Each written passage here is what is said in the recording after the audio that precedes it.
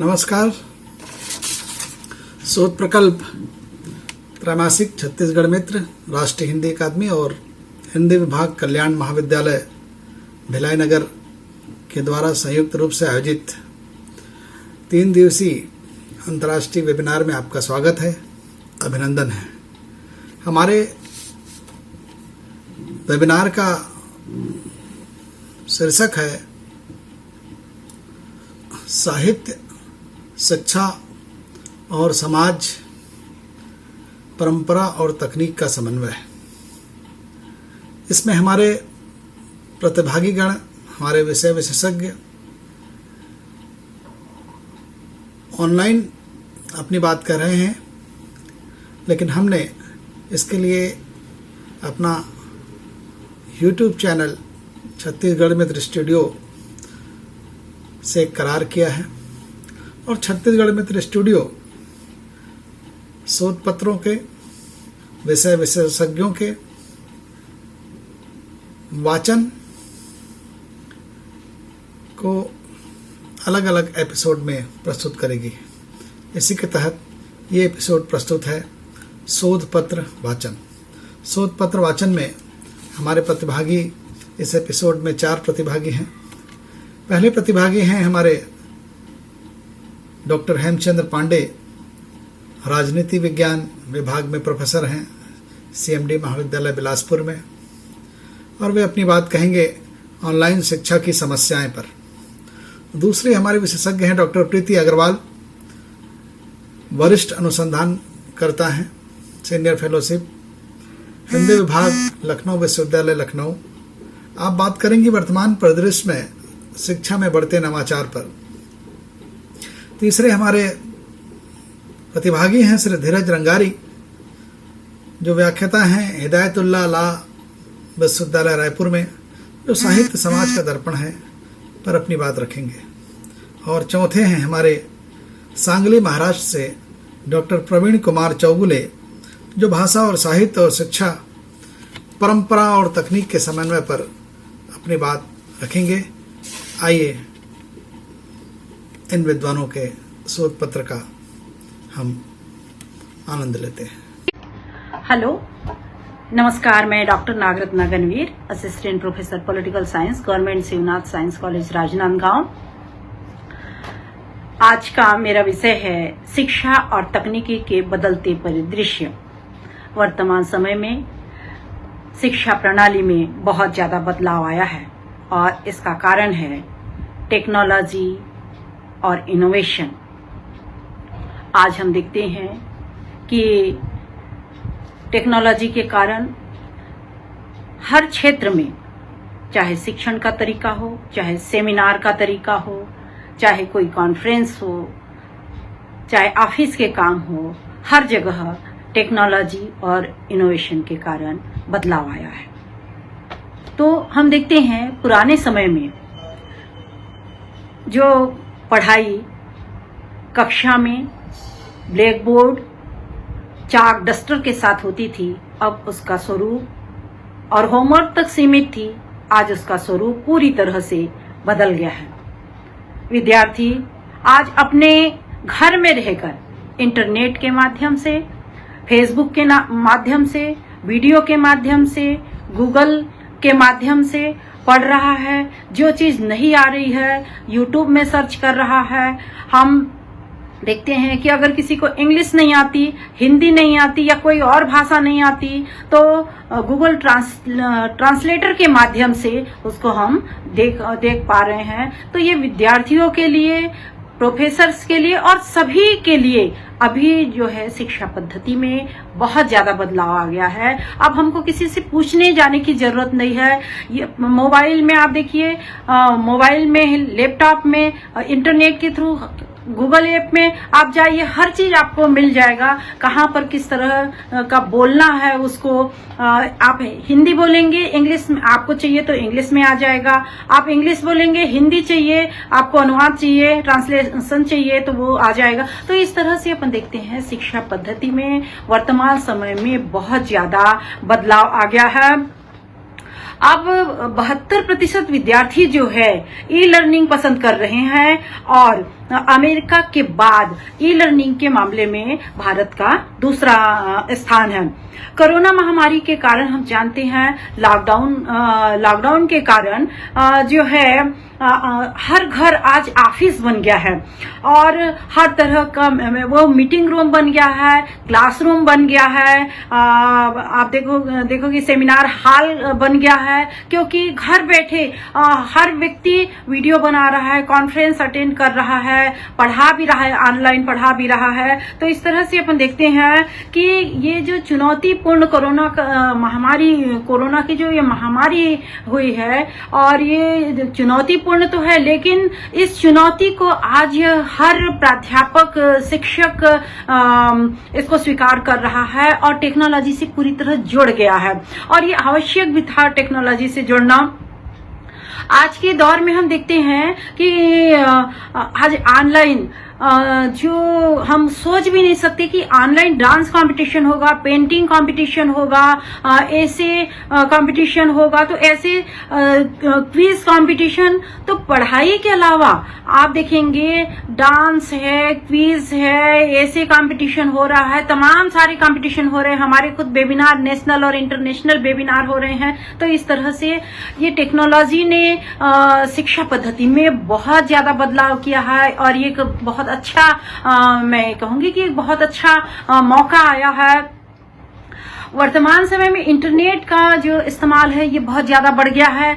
आज 10 घंटे तक इंटरनेट का उपयोग हो रहा है, 4 GB तक उपयोग हो रहा है कि खपत हो रही है, इंटरनेट की खपत हो रही है। तो डिजिटल एजुकेशन की शुरुआत हो गई है और भारत सरकार ने 4 मुफ्त प्लेटफॉर्म बनाए हैं एजुकेशन के लिए। ELIS पोर्टल है, स्वयं है, दीक्षा है, नेरवर है। इसके अलावा भी 6 पोर्टल है, बायजूस है, कोर्सेरा है, यूडेमी, अन एकेडमी, टॉपर, वेदांतु, इस तरह से पोर्टल बनाए हैं। सीजी सरकार ने तो सीधे सीधे डिजिटलाइजेशन से जोड़ दिया है, टेक्नोलॉजी से जोड़ दिया है। कहना चाहिए पढ़ाई तुम्हार द्वार, मतलब पढ़ाई जो है अब सचमुच में द्वार पे आके खड़ी है। अब हर विद्यार्थी, हर व्यक्ति के ऊपर डिपेंड करता है कि वो उसको कैसे स्वागत करे, कैसे उसका उपयोग करे और अपने आप को कैसे अपडेट करे, कैसे आगे बढ़े। तो इस तरह से सीजी school.in में school.in पोर्टल में पूरे स्कूल कॉलेज जुड़ गए हैं और ऑनलाइन पढ़ाई चालू हो गई। वीडियो के माध्यम से, टीचिंग मटेरियल के माध्यम से, आप देखिए यूट्यूब के माध्यम से पढ़ाया जा रहा है, क्विज हो रहे हैं। तो इस तरह से हम टेक्नोलॉजी से पूरी तरह से जुड़ गए हैं और अब 95% स्कूल और कॉलेज जो है सीजी school.in में रजिस्टर्ड हो चुके हैं। प्राइवेट एजुकेशन जो संस्थाएं हैं उन लोग भी क्रैश कोर्स करवा रही हैं, स्कॉलरशिप भी दे रही हैं, डिजिटल पेन का उपयोग किया जा रहा है। वेब पोर्टल पर भी आर्थिक रूप से पिछड़े बच्चों की शिक्षा के लिए प्रयास किया जा रहा है और इसमें 50,000 से अधिक विद्यार्थी जुड़ गए हैं। हम देखते हैं नेशनल डिजिटल लाइब्रेरी बनी है जिसमें कि करीब 1 लाख तक के बच्चे प्रतिदिन इसको देख रहे हैं।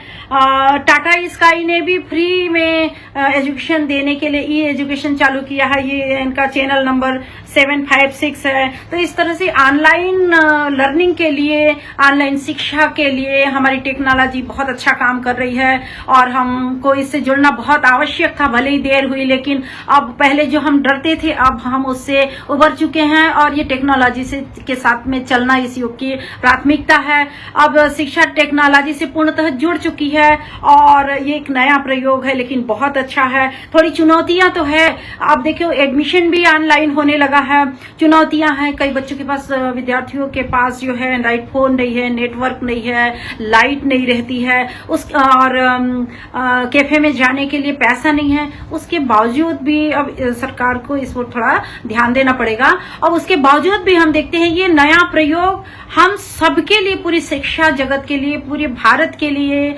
एक बहुत ही अच्छा शुभ संकेत है। हम टेक्नोलॉजी से पूरी तरह जुड़ रहे हैं, सीख रहे हैं। और ये बहुत अच्छी बात है। सर ने बहुत ही ज्वलंत विषय पर, डॉक्टर सुधीर शर्मा ने ज्वलंत विषय पर सेमिनार ऑर्गेनाइज किया है। उनके लिए मैं शुभकामनाएं देती हूँ और बधाइयाँ देती हूँ और धन्यवाद देती हूँ। धन्यवाद। आप सभी विद्वत जन को मेरा प्रणाम। मैं श्रीमती अलका यतीन्द्र यादव, PNS महाविद्यालय बिलासपुर, छत्तीसगढ़। वैश्विक संकट काल में आयोजनकर्ताओं ने इस 2 दिवसीय वेबिनार का आयोजन किया है और विविध विषयों का मंथन करने के लिए इस आयोजन को कर रहा है।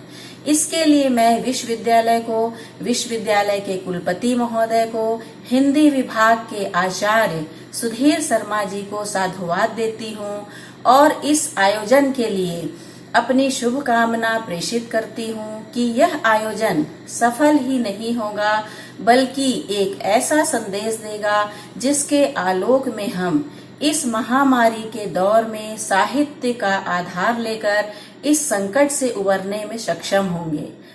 आज के माहौल के हिसाब से यह विषय उपयुक्त है। मेरा आज का विषय है अनुवाद के क्षेत्र में तकनीकी की भूमिका।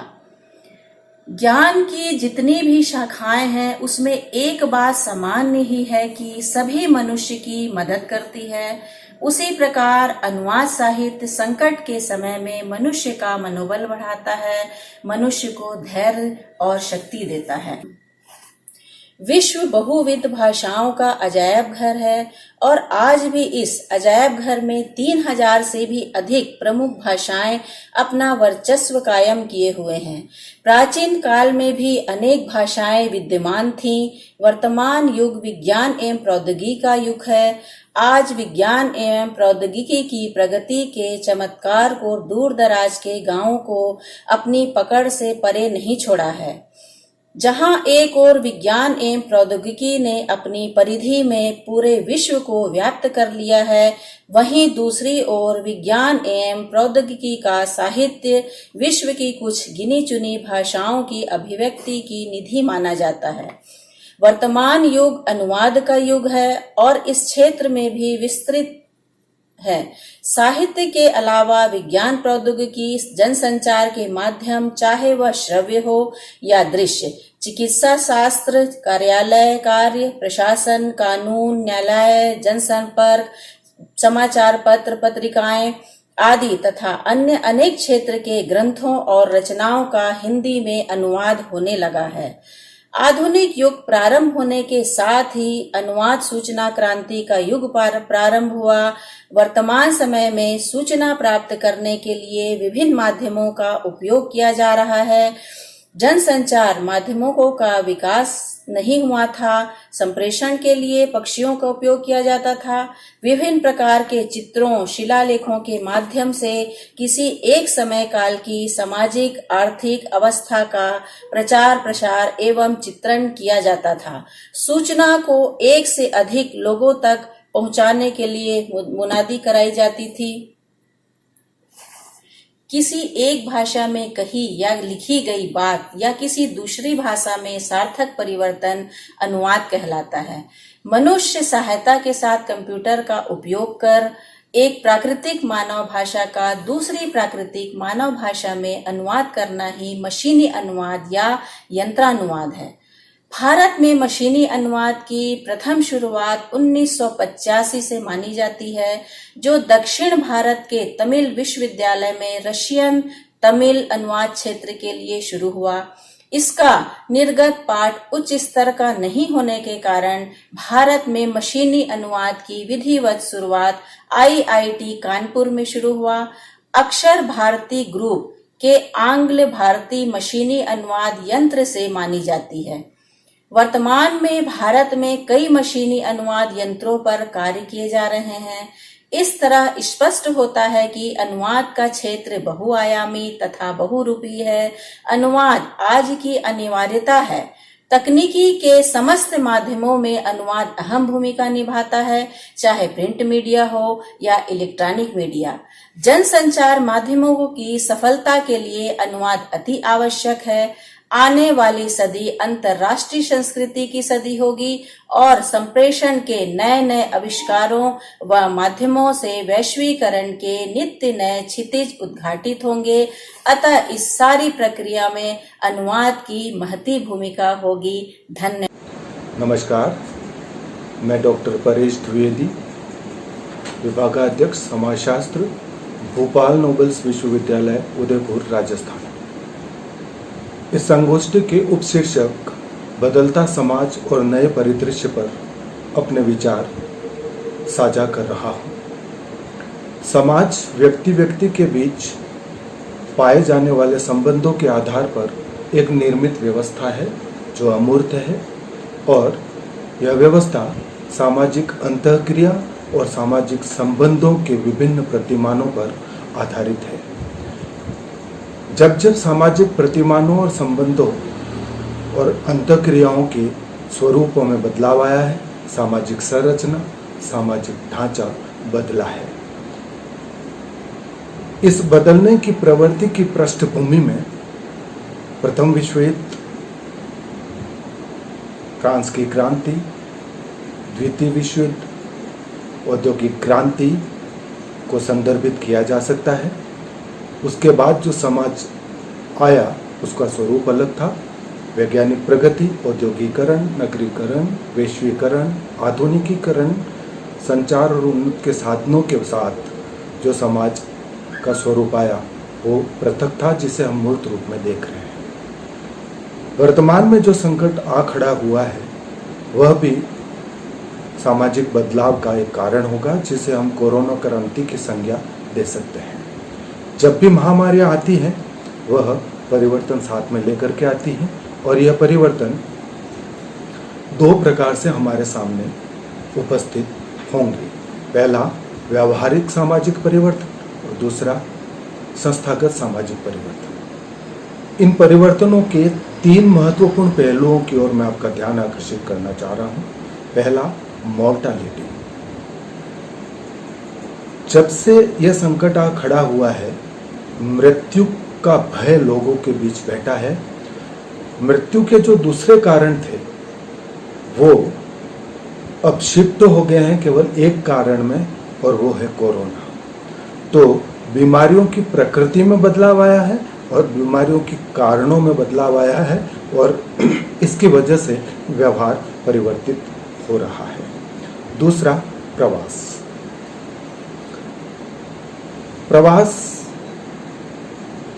प्रवास लहर भेड़ चाल या पलायन ही है।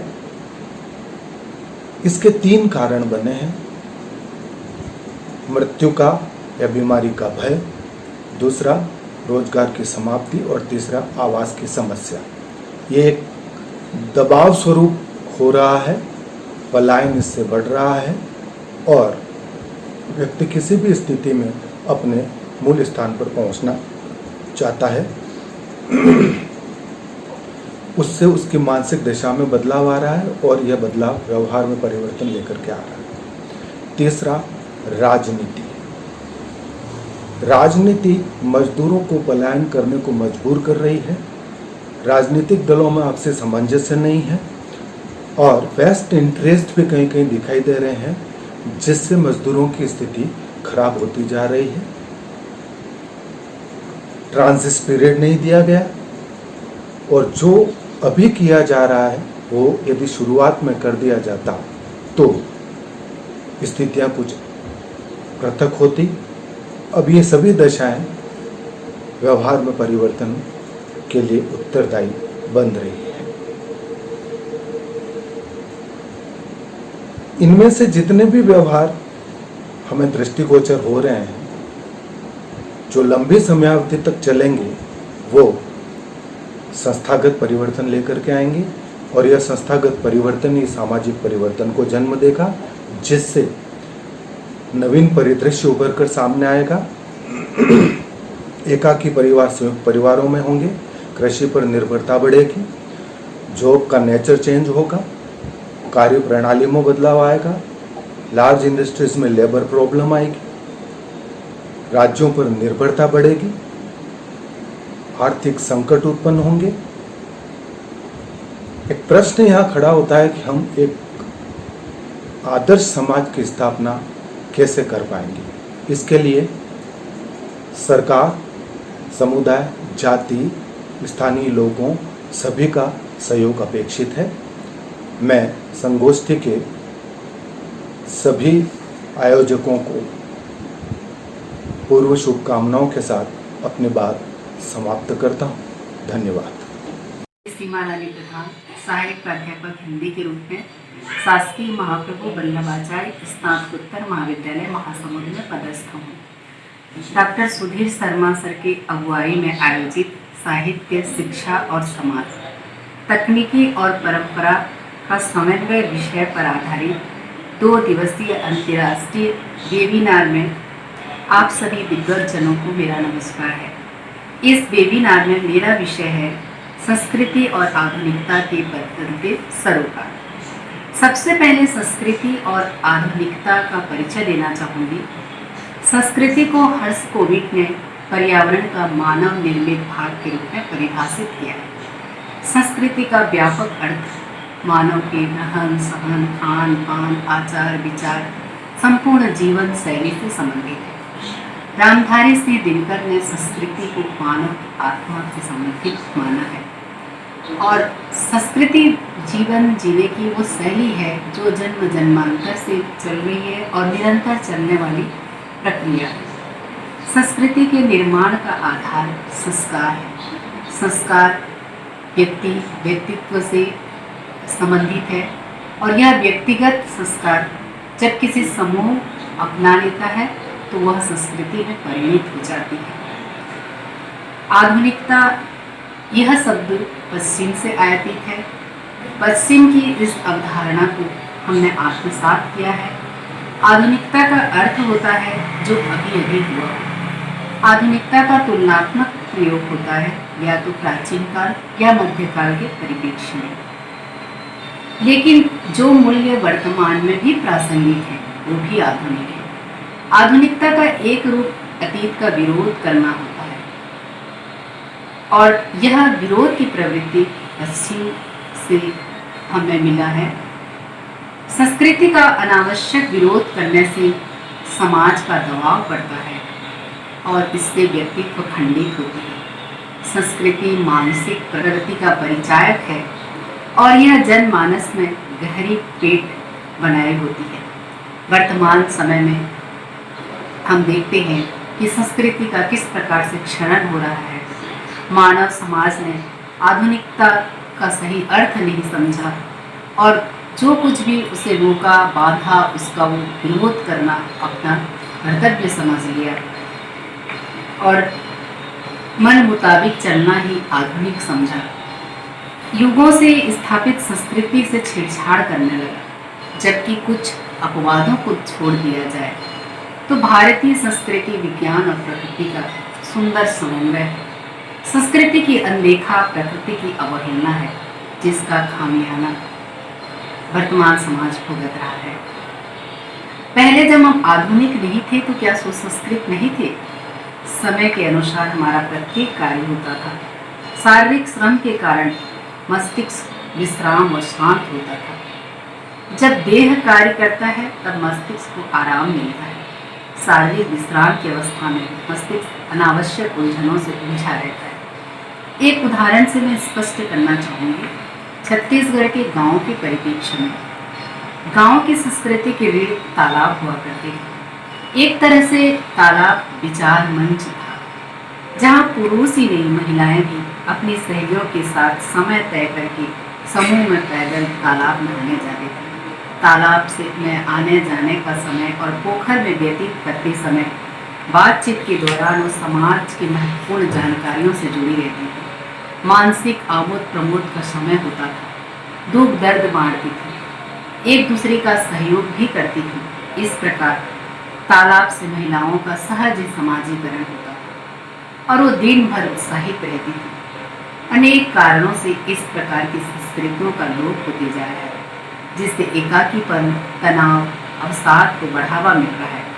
जरूरत है आधुनिकता को सही रूप में समझा जाए एवं संस्कृति के मूल तत्वों को सुरक्षित रखा जाए, क्योंकि कोई भी संस्कृति उस समाज की भौगोलिक, सामाजिक, आर्थिक, राजनीतिक तत्वों से निर्मित होती है। धन्यवाद। नमस्कार, मैं डॉक्टर कल्पना मिश्रा, सहायक प्राध्यापक हिंदी, शासकीय दूधाधारी बजरंग महिला स्वशासित स्नातकोत्तर महाविद्यालय रायपुर छत्तीसगढ़। आज मैं आप सबसे नए समय में भाषा की संप्रेषणीयता का संकट इस विषय में अपने विचार प्रस्तुत करने जा रही हूँ।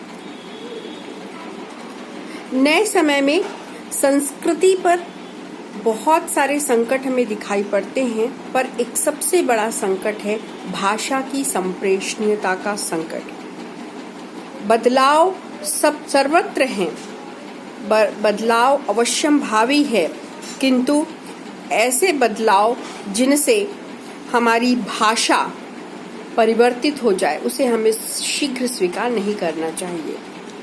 नए समय में भाषा का संप्रेषण जितना सरल हुआ है उतना ही बाधित भी। इलेक्ट्रॉनिक मीडिया ने बीते दशक में क्रांतिकारी परिवर्तन किए हैं। सैटेलाइट टेलीविजन ने तो एशियाई देशों के आकाश पर हमला सा कर दिया है और इन सब का सीधा असर पड़ा है हमारी हिंदी भाषा पर। अब परिशुद्ध और परिनिष्ठित भाषा का प्रयोग केवल पुस्तकों में दिखाई पड़ता है और नई किताबों में तो नई वाली हिंदी के नाम पर जो भाषा परोसी जा रही है वो कहीं से भी परिनिष्ठित या शुद्ध हिंदी नहीं है। भारत की अधिकांश जनसंख्या उस भाषा का प्रयोग करती है जो इलेक्ट्रॉनिक मीडिया द्वारा उसे परोसा जाता है। इस माध्यम को देखने वाले युवाओं को लक्ष्य बनाकर उनके अनुरूप अंग्रेजी मिश्रित हिंदी और क्षेत्रीय भाषाओं का सम्मिश्रण उनके समक्ष प्रस्तुत किया जाता है। इलेक्ट्रॉनिक मीडिया द्वारा साहित्यिक और उत्कृष्ट कृतियों का प्रसारण लगभग समाप्त हो चुका है और इसके साथ ही साथ एक और रूप है सोशल मीडिया जो हमारे समक्ष प्रस्तुत हो रहा है। हम कहें कि सोशल मीडिया अनौपचारिक संवाद स्थापित करने का माध्यम है तो गलत नहीं होगा। इसमें हम किसी से भी, अपने मित्र से, अपने शिक्षक से, किसी लेखक से दो तरफा संवाद स्थापित करते हैं और इसमें अनौपचारिक भाषा का प्रयोग अधिक होता है। मोबाइल उपकरणों जैसे स्मार्टफोन, टैबलेट्स की संख्या तेजी से बढ़ती जा रही है और इंटरनेट की उपलब्धता ने सामाजिकरण की तात्कालिक भावना को कई गुना बढ़ा दिया है। इसके जरिए न केवल अति संवेदनशील और युवाओं को प्रभावित करने वाली अनुचित सामग्री आसानी से उपलब्ध हो जाती है, बल्कि निंदनीय मानसिकताओं के द्वारा समाचार को जिस तरीके से सनसनीखेज बनाया जाता है, जिसमें साहित्यिक और परिनिष्ठित शब्दों की जगह लच्छेदार और हल्के शब्दों का प्रयोग किया जाता है। सोशल मीडिया ने भी भाषा पर विपरीत प्रभाव डाला है। आज से पहले भी समाज में लोग संवाद स्थापित करने के लिए कोई न कोई माध्यम तो अपनाते ही थे, परंतु अब भाषा का संप्रेषण सरल, सहज और अनौपचारिक हो चुका है। सोशल मीडिया में भाषा तो हिंदी होती है, लेकिन जो लिपि होती है वो कई बार देवनागरी लिपि न होने के होकर रोमन लिपि होती है और इंग्लिश और हिंदी मिलाकर आजकल युवा जो भाषा प्रयोग करता है उसे हिंग्लिश भाषा कहता है। इस तरीके से यदि हम अपनी लिपि में अपनी भाषा को नहीं लिखते हैं तो हम वर्तनी संबंधी अशुद्धियां करते हैं। यह भाषा में अशुद्धि पैदा करता है। भाषा और साहित्य का रिश्ता भी बहुत पुराना है।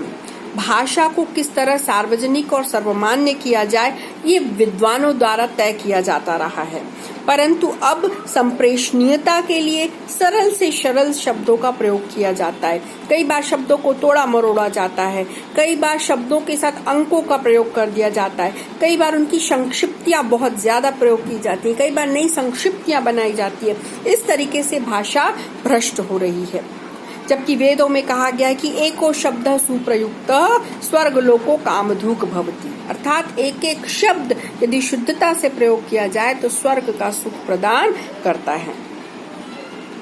पहले लोगों का विशेष आग्रह भाषा की शुद्धता पर होता था, जबकि इलेक्ट्रॉनिक मीडिया के कारण भाषा अब केवल संप्रेषण का माध्यम रह गई है।